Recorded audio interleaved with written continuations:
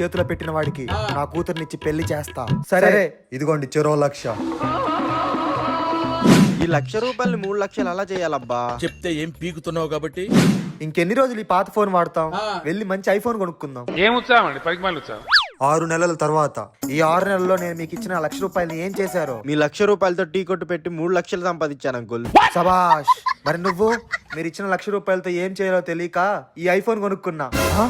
ఇంకా అమ్మాయి నాకే సొంతం. ఆ ఐఫోన్ తో వీడియోలు చేసి యూట్యూబ్ లో పెట్టాను. నెలకి 10 లక్షల వరకు సంపాదిస్తున్నాను. ఆ? సబాష్, నువ్వే గెలిచావు. మరి నీ కూతురుతో పెళ్ళెప్పుడు? ఈ 6 నెలలు వాడు టీ కొట్టు పెట్టి బిజీగా ఉన్నాడు, నువ్వు ఐఫోన్ లో రీల్స్ చేస్తూ బిజీగా ఉన్నావు.